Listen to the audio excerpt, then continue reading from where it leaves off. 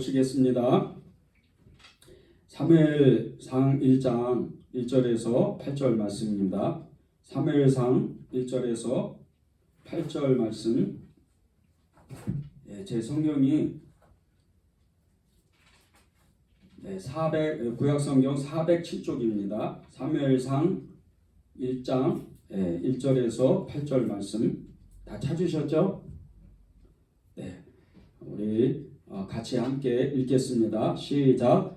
에브라임 산지 라마다임 소빔에 에브라임 사람 엘가나라는 사람이 있었으니 그는 여로함의 아들이요 엘리브의 손자요 도의 중손이요 수부의 현손이더라. 그에게 두 아내가 있었으니 한 사람의 이름은 한나요 한 사람의 이름은 브닌나라. 브닌나에게는 자식이 있고 한나에게는 자식이 없었더라. 이 사람이 매년 자기 성읍에서 나와서 실로에 올라가서 만군의 여호와께 예배하며 제사를 드렸는데 엘리의 두 아들 홈리와 비나하스가 여호와의 제사장으로 거기에 있었더라. 엘가나가 제사를 드리는 날에는 제물의 분깃을 그의 아내 브닌나와 그의 모든 자녀에게 주고 한나에게는 갑절을 주니 이는 그를 사랑함이라. 그러나 여호와께서 그에게 임신하지 못하게 하시니 여호와께서 그에게 임신하지 못하게 하심으로 그의 적수인 브닌나가 그를 심히 격분하게 하여 괴롭게 하더라. 매년 한나가 여호와의 집에 올라갈 때마다 남편이 그같이 하매 브닌나가 그를 격분시켰으므로 그가 울고 먹지 아니하니 그의 남편 엘가나가 그에게 이르되 한나여 어찌하여 울며 어찌하여 먹지 아니하며 어찌하여 그대의 마음이 슬프냐. 내가 그대에게 10 아들보다 낫지 아니하냐 하니라. 아멘. 하나님의 말씀입니다.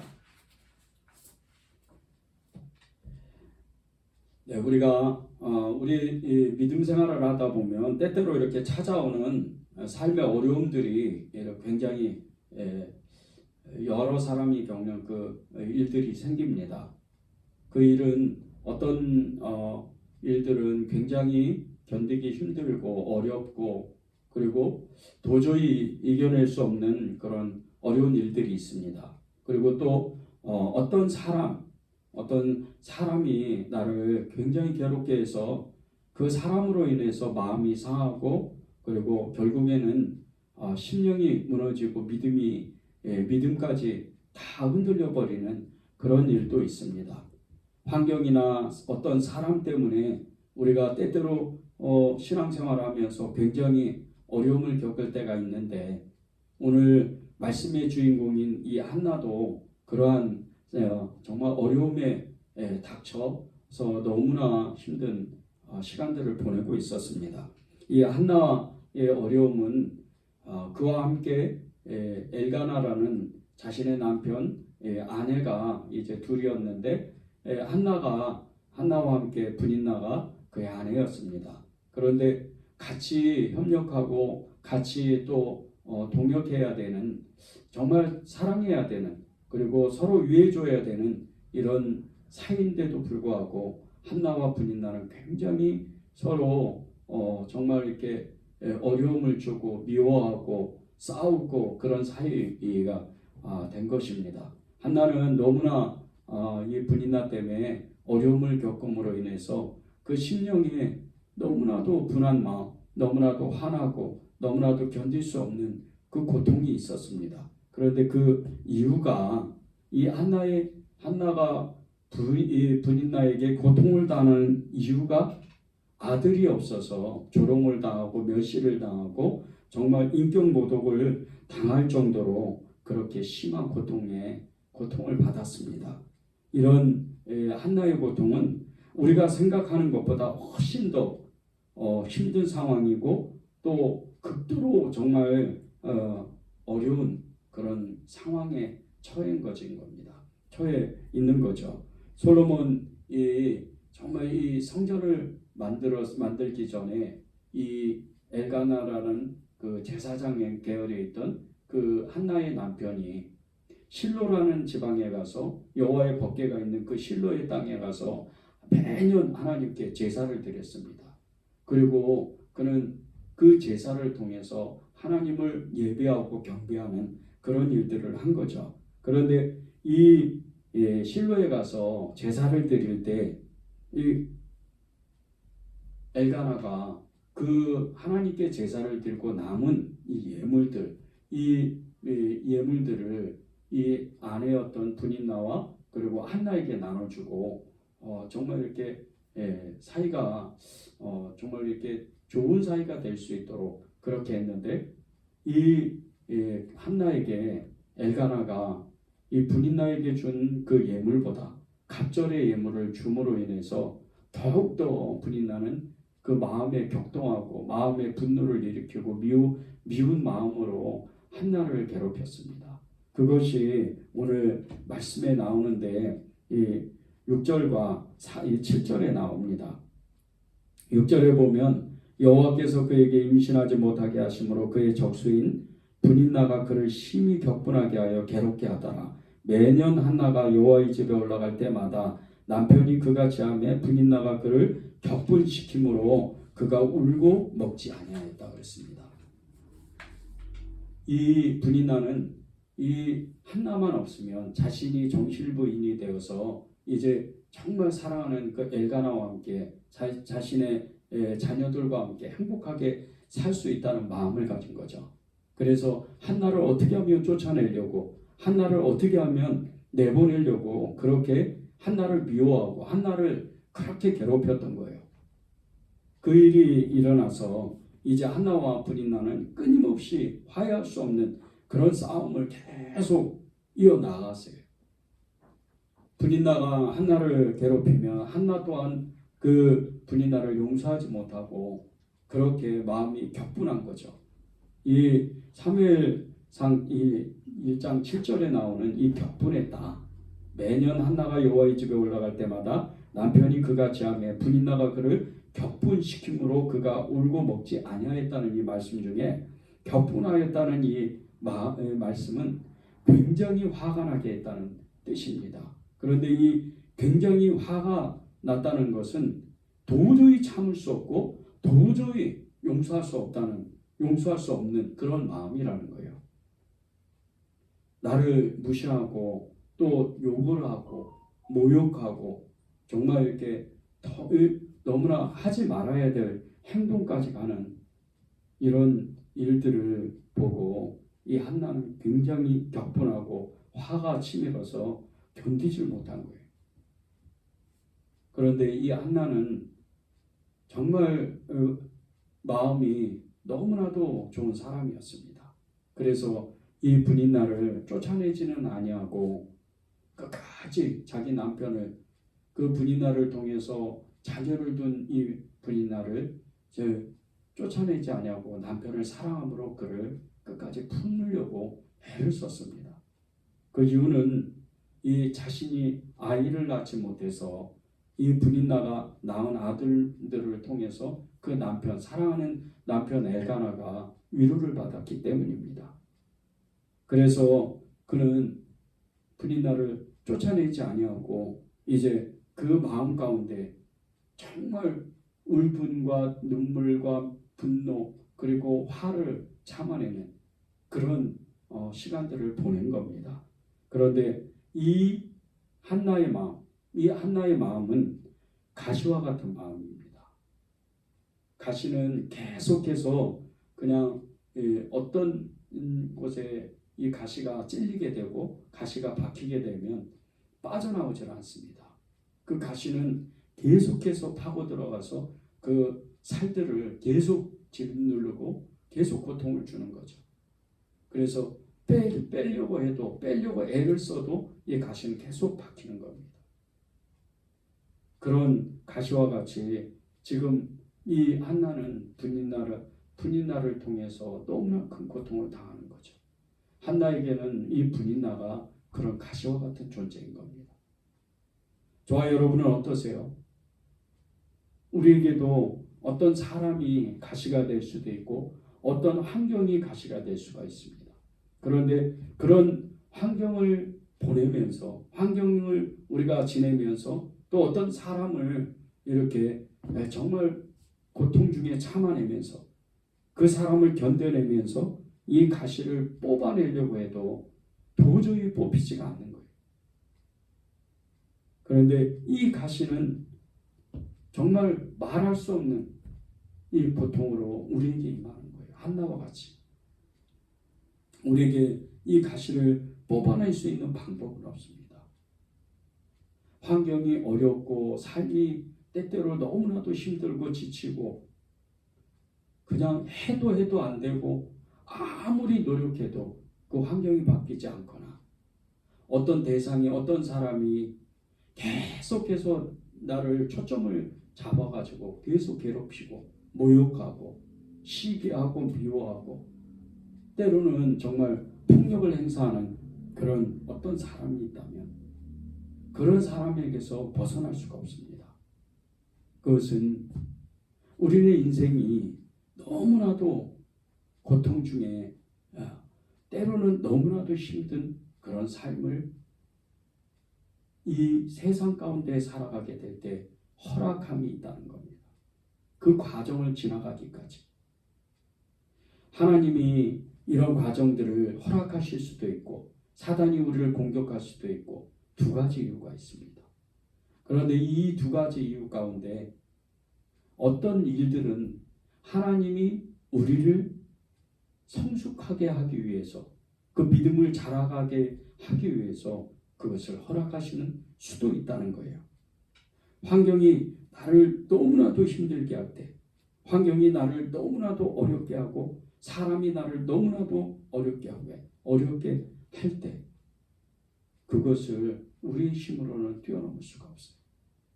성경에도 수많은 사람의 믿음의 사람들이 원수와 같은 존재들을 정말 그 존재들이 계속해서 괴롭히는 그런 삶을 사는 사람들이 굉장히 많았습니다. 요셉은 그의 형들의 시기를 받고 죽을 뻔했습니다. 또 보디발의 아내 때문에 감옥에 갇히기도 하고 정말 말할 수 없는 고통을 겪었지만 끝내는 이 요셉은 애굽의 총리가 되어서 두 민족을 살립니다. 그런데 이 요셉이 그 형들의 시기를 받지 아니하고 보디발의 아내의 그 모함을 받지 않았다면 총리가 될 수가 없었죠. 감옥에 갇히지도 않았을 뿐더러 애굽에 끌려가지도 않았었겠죠.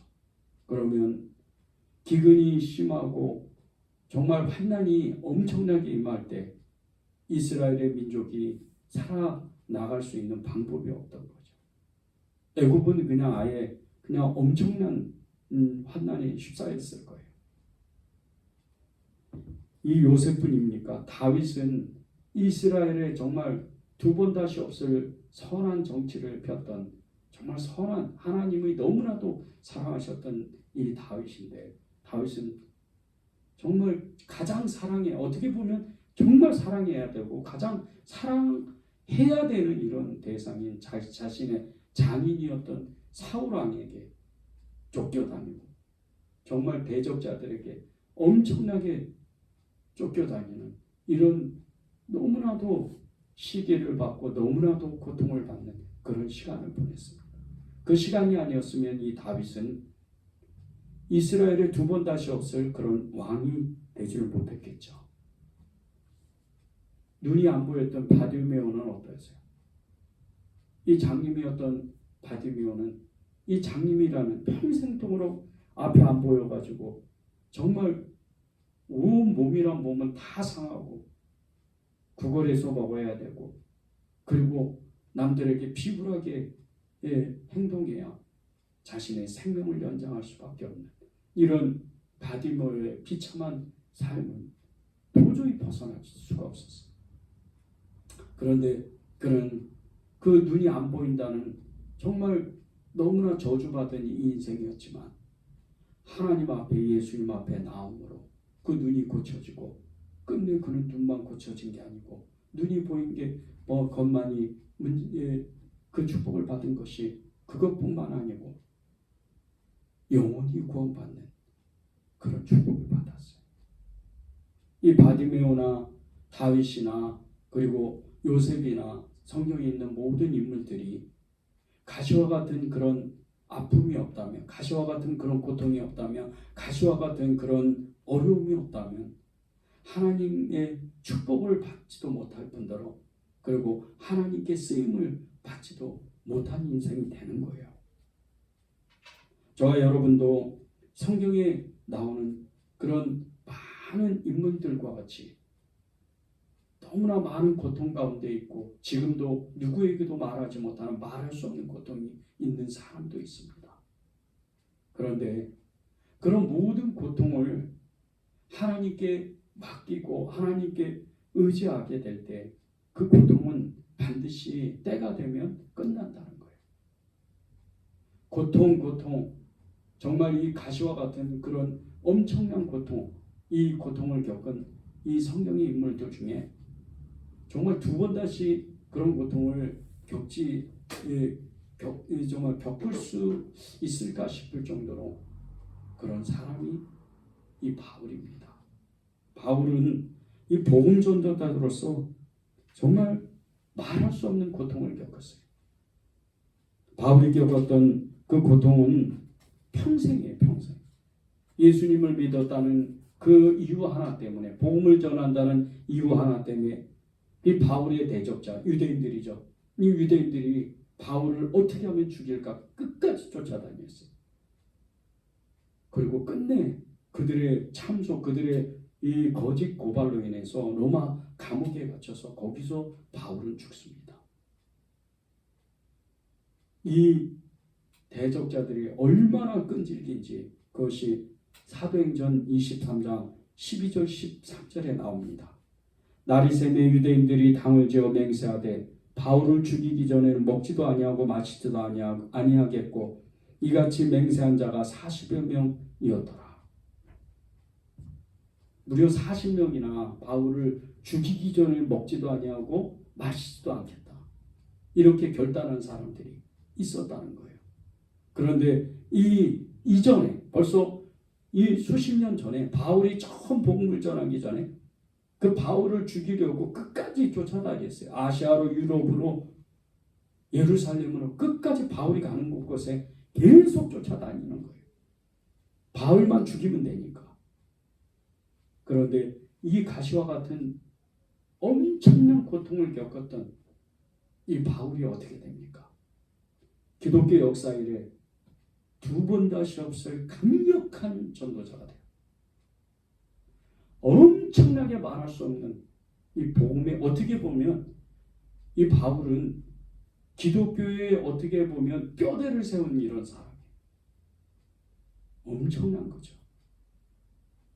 이와 같이 여러분이 지금 정말 어떤 사람 때문에 어떤 환경 때문에 나를 힘들고 지치게 하고 도저히 일어날 수 없는 내 힘으로는 해결할 수 없는 그런 일이 지금 어떤 사람 때문에 어떤 환경 때문에 닥친다면 여러분이 이 문제를 가지고 하나님 앞에 나아가서 하나님의 뜻이 무엇인지 그것을 알아볼 필요가 있다는 거예요. 그런데 그것을 알아볼 때 하나님이 나를 성숙하게 만들려고 하는 그 계획이 있을 수도 있다는 거예요. 신앙생활을 하다 보면 정말 도저히 안 만나도 되는 이런 사람을 만날 때가 있어요. 교회 안에서도 있습니다. 교회 밖에도 있고 교회 안에도 있고 이 사람은 도대체 내 인생에 이 사람은 안 만나도 되는 사람인데 왜 이런 사람을 내가 만날까? 저도 신앙생활을 하면서 때때로 그런 사람을 만날 때 왜 이런 사람이 나하고 만날까? 왜 이런 사람을 하나님이 나에게 붙여주셨을까? 그런 생각을 여러 번 했습니다. 그런데 그런 사람들이 제 마음을 격동하고 제 마음의 가시와 같이 어떤 일을 할 때 저는 기도의 자리로 나가요. 기도의 자리에 나가서 하나님께 간구하고 부르짖을 때 어느새 그 사람을 위해서 기도하기도 하고 그 사람을 잊어버리기도 하고 또 저에 대한 하나님의 계획이 무엇인지 기도하게 되더라고요. 그리고 그 기도함으로 인해서 제 마음에 알 수 없는 믿음의 역사가 일어나게 되더라고요. 여러분은 안 그렇습니까? 여러분은 그런 일이 있을 때 도저히 이 사람을 만나면 안 되는데, 도저히 이런 일들은 일어나면 이런 일을 겪으면 안 되는데, 그런 일을 만날 때 하나님 앞에 여러분은 기도하지 않습니까? 그러면 그 기도하다 보면 하나님이 여러분에게 하나님의 뜻과 하나님의 말씀, 하나님의 계획들을 말씀하시죠. 바울이 그 엄청난 고난 가운데 정말 많은 기도 생활을 했던 사람이에요. 바울이 얼마나 많이 기도했는지 몰라요. 그래서 바울은 죽도록 기도함으로 2번이나 3천청 천국을 갔다 온 사람이에요. 얼마나 많이 기도했으면. 이게 보통 기도 갖고 되는 게 아닙니다. 하나님 앞에 죽도록 기도해야 돼요. 주님의 뜻에 맞게끔 기도해야 돼요. 그래야 하나님의 뜻을 알고 하나님이 영감을 주시고 하나님의 세계를 알게 하시는 거예요. 하나님의 세상을. 이게 기도로 나타나는 거예요. 바울의 이 가시가 2가지가 있습니다. 첫 번째는 조금 아까 우리가 나눈 것처럼 바울의 평생의 대적자들이 있었고, 또 하나는 이 육체의 질병이 있었어요. 그런데 그것을 이제 혹자는 간질병이라고 하기도 하고, 혹자는 이 안질, 눈병이라고 하기도 해요. 그런데 2가지 다 정말 바울로서는 고치지 못하는 병이에요. 바울의 평생 동역자가 있었잖아요. 여러 동역자 중에 의사도 있었어요. 이 누가는 바울의 평생 동역자예요. 그래서 바울이 엄청나게 매를 맞거나, 그리고 먼 여행을 갈 때, 그리고 먹는 음식이 여러 음식을 이렇게 갈아서 먹을 때, 그럴 때 그 탈이 나거나 몸이 아플 때 그것을 고쳐준 사람이 누가예요. 그런데 이 누가조차도 이 바울의 이 가시, 육체의 가시는 고치지를 못하는 거예요. 그건 하나님이 주셨기 때문에. 이 바울의 이 육체의 가시는 하나님의 비밀을 알고 나서 그가 자고할까봐, 교만할까봐 하나님이 이 바울에게 주신 가시입니다. 그 육체의 가시, 그것이 고린도후서 12장 7절에 나옵니다. 여러 계시를 받은 것이 지극히 크므로 너무 자만하지 않게 하시려고 내 육체의 가시 곧 사단의 사자를 주셨으니 이는 나를 쳐서 너무 자만하지 않게 하려 하심이라. 이 육체의 가시를 주신 것, 빼내도 빠지지 않는 이 육체의 가시를 주신 이유는 그가 교만할까봐 그렇게 하나님이 넣어주셨다는 거예요. 우리에게도 그렇지 않아요? 우리에게도 이 육체의 가시가 임할 때 정말 어떤 일은 나의 믿음 없는 것과, 그리고 내 안에 있는 자아, 교만, 이런 것을 뽑아내기 위해서, 성숙한 믿음을 주기 위해서 그 가시를 주신다는 거예요. 어떤 사람을 나에게 붙이고, 똑같이 나와 같이 행동하는 사람을 함부로 하고, 또 욕을 함부로 하고, 그리고 시기하고 미워하고 분노하고 화내고 이런 일들을 하는 나의 모습이 어떻게 보면 투영되는 그런 사람을 나에게 붙이는 거예요. 그런 사람이 올 때 내 안에 그것이 있다는 것을 어느 순간 깨닫게 됩니다. 어느 환경, 견디지 못하는 이런 환경 가운데 있을 때, 정말 도저히 이겨낼 수 없는 환경이, 해도 안 되고 계속해서 그 일을 못하게 되면 다른 일을 하고 또 다른 일을 하고 또 다른 일을 하는데 계속 똑같은 비슷한 환경들이 계속 반복될 때, 그때는 우리는 깨달아야 돼요. 아, 하나님이 무언가 말씀하실 게 있으신가 보다. 이런 것을 깨닫는 거예요. 이 육체의 가시, 이것을 우리가 이 육체의 가시를 품고, 우리가 이 육체의 가시가 왜 우리의 삶 가운데 있는지를 알게 되면 우리는 그 육체의 가시, 환경과 사람을 뛰어넘게 돼요. 고린도후서 12장 9절을 보겠습니다. 나에게 이르시기를 내 은혜가 내게 족하도다. 이는 내 능력이 약한 데서 온 자라 이즘이라 하신지라. 그러므로 도리어 크게 기뻐함으로 나의 여러 약한 것들에 대하여 자랑하리니 이는 그리스도의 능력이 내게 머물게 하려 함이라. 나의 연약한 것들, 우리의 연약한 환경이나 연약한 환경을 일으키는 어떤 정말 완악한 사람들, 정말 말도 할 수 없는 이런 사람이 나에게 주시는 것은 하나님의 능력이 그 약한 곳에서 나타나기 때문이에요. 하나님의 능력이 뭡니까? 믿음이에요. 믿음과 사랑, 그리고 우리의 그 거룩한 삶이에요.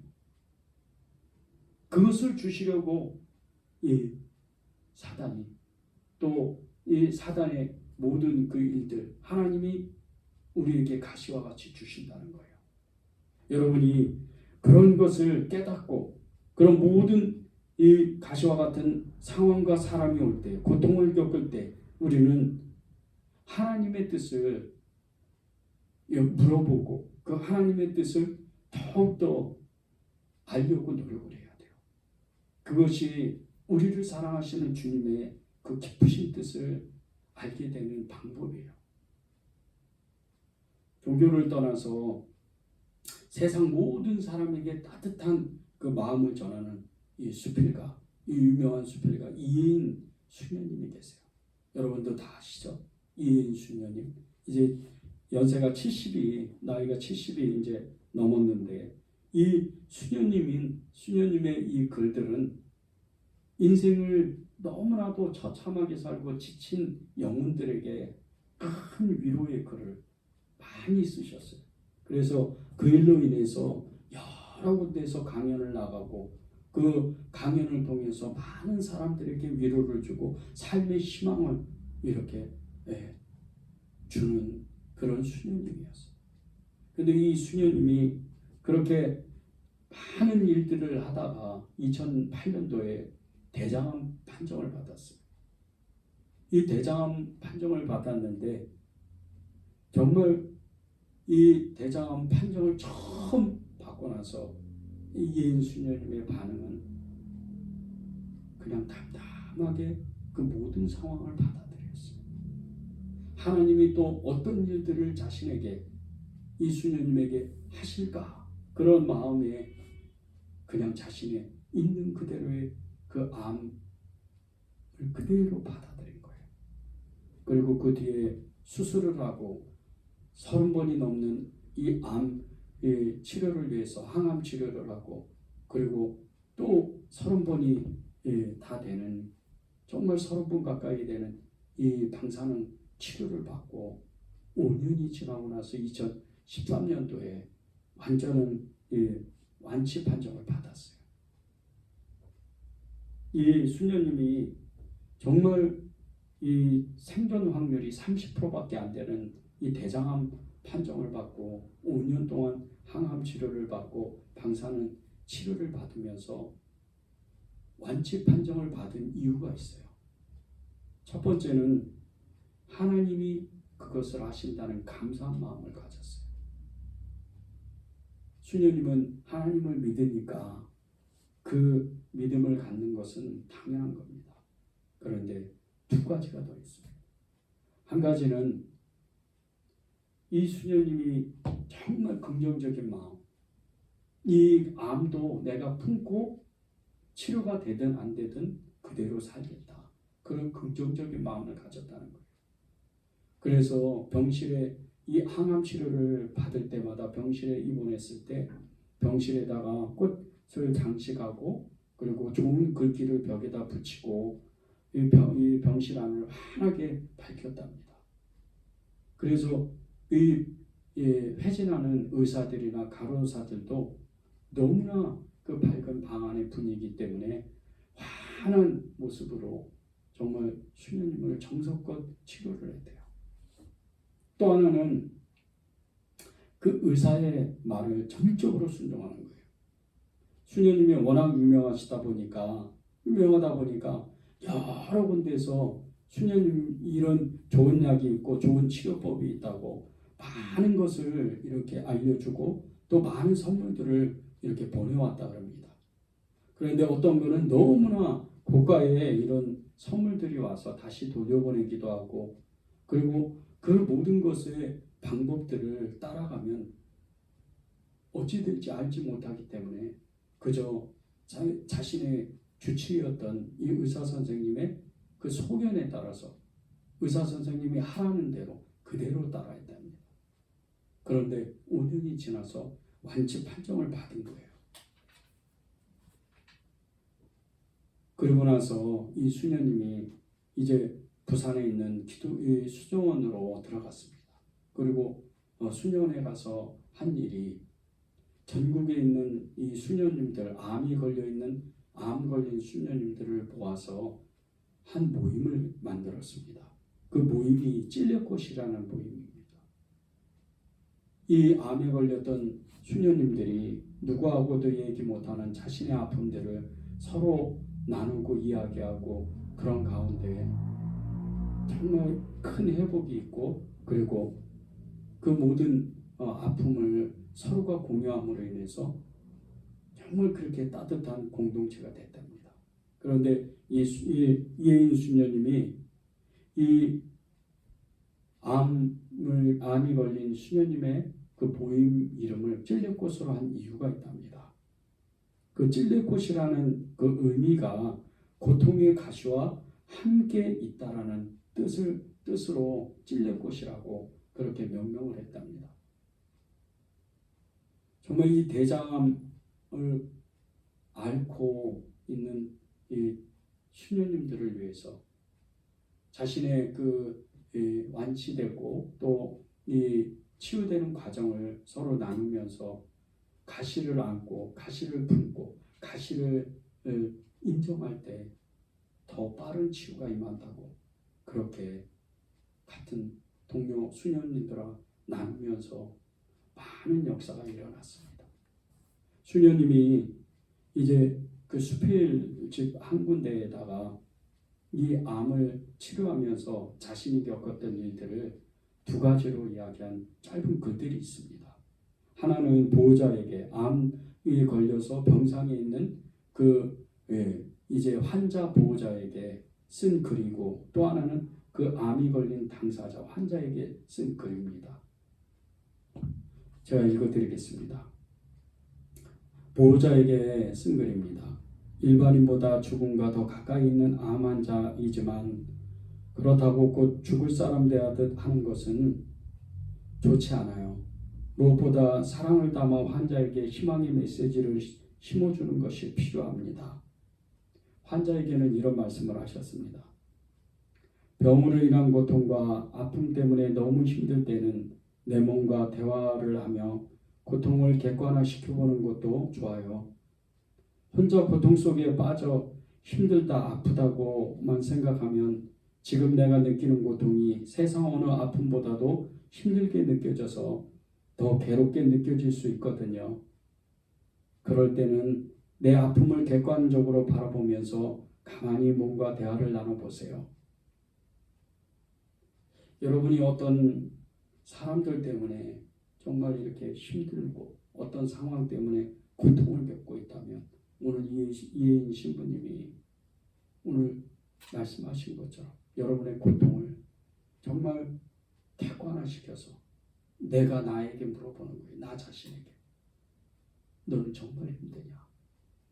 너는 무엇 때문에 이렇게 힘드냐? 너는 하나님을 바라라.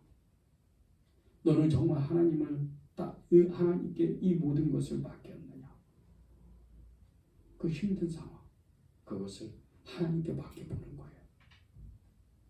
그러면 주님이 우리의 손을 붙잡아 주시는 거예요.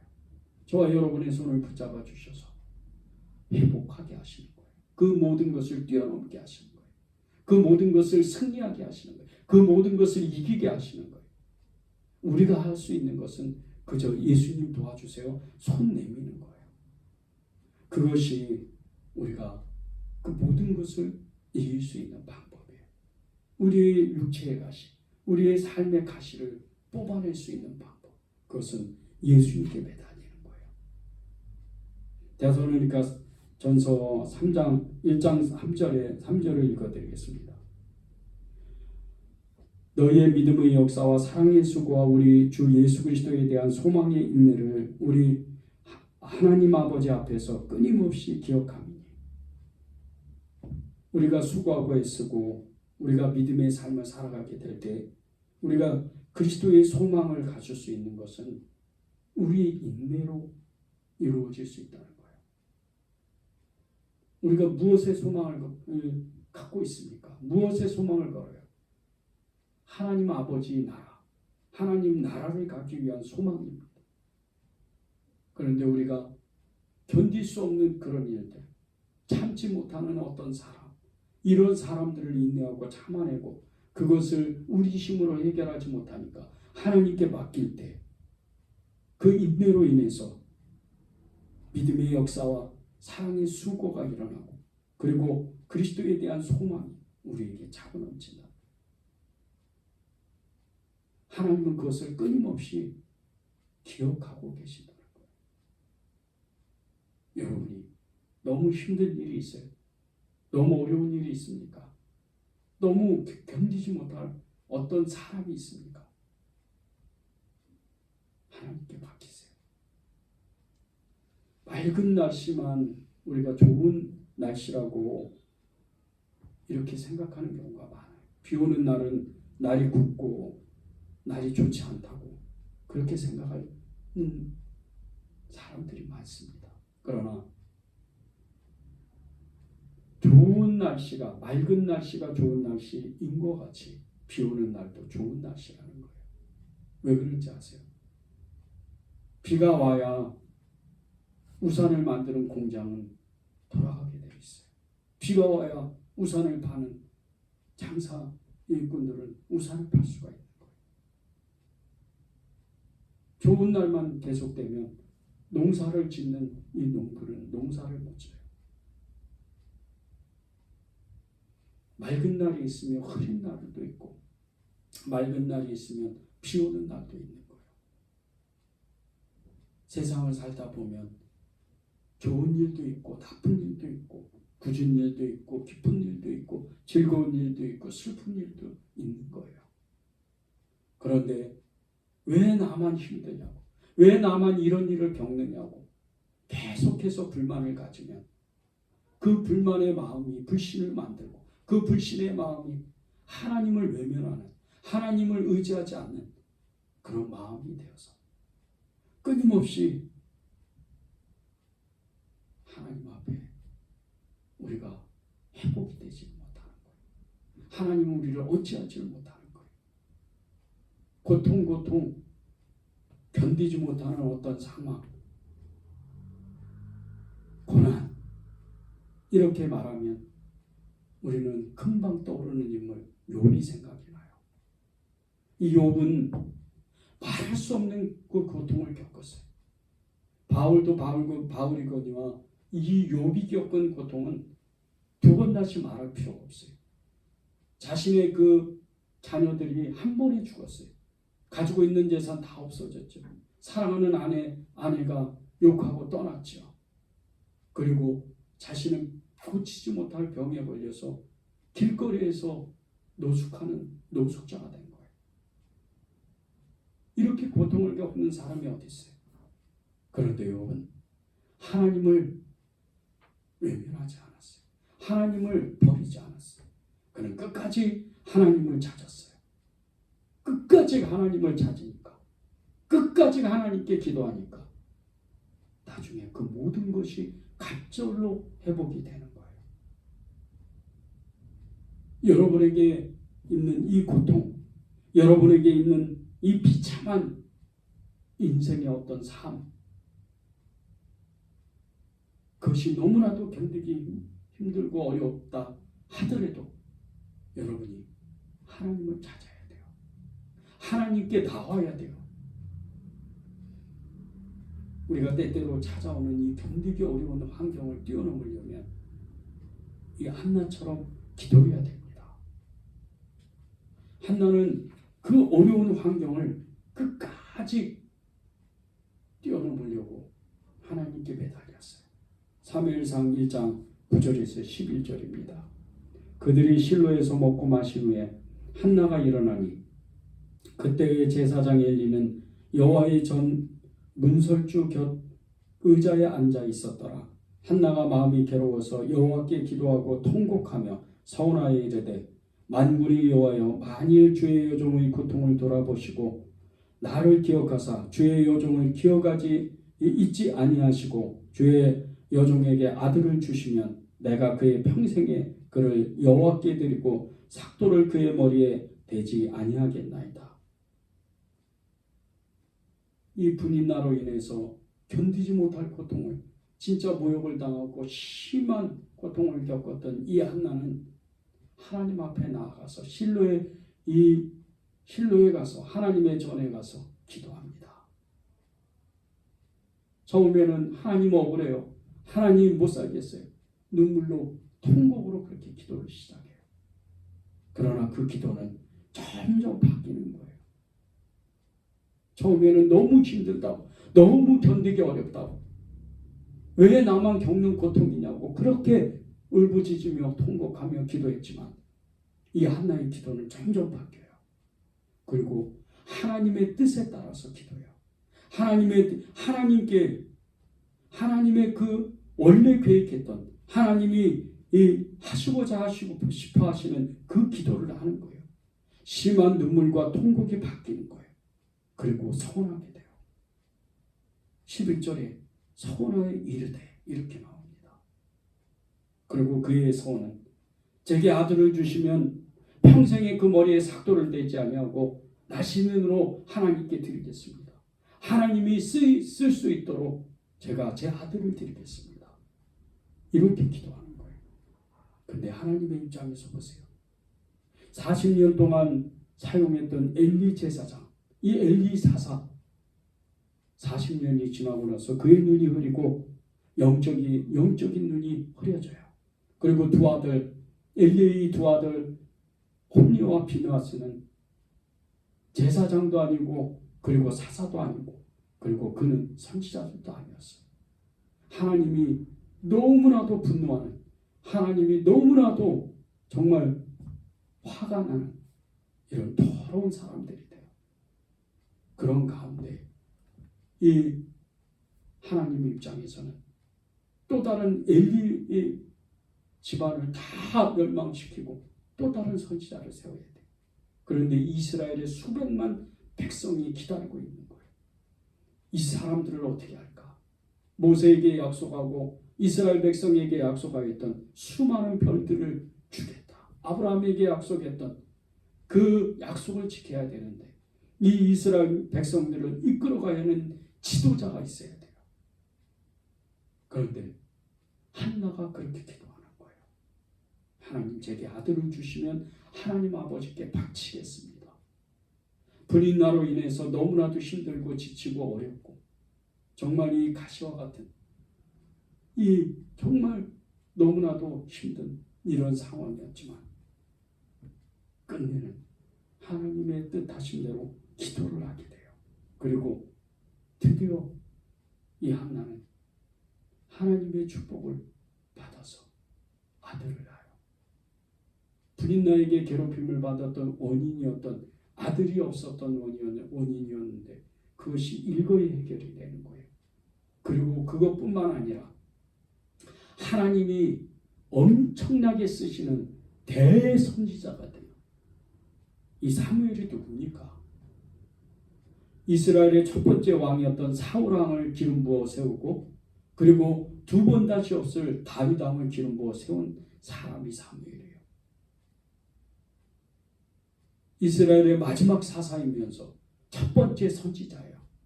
이스라엘의 모든 선지자라 그랬는데 이 선지자의 시작은 사무엘이에요. 이 사무엘은 이스라엘의 국부와 같은, 이스라엘의 아버지와 같은 그런 사람이에요. 이런 대선지자를 한나가 낳아요. 슬픔이 기쁨이 되고 정말 고통이 환희가 되는 이런 큰 축복을 받는 거예요. 왜 우리가 기도해야 돼요? 왜 우리가 기도를 해야 됩니까? 왜 한나처럼 우리가 정말 슬픔을 안고 우리의 고통을 안고 왜 기도해야 돼? 한나의 그 결과를 놓고 보면 알아요. 다니엘 2장 22절 23절을 읽어드리겠습니다. 그는 깊고 은밀한 일을 나타내시고 어두운 데 있는 것을 아시며 또 빛이 그와 함께 있도다. 나의 조상들의 하나님이여 주께서 이제 내게 지혜와 능력을 주시고 우리가 주께 구한 것을 내게 보이셨나이다.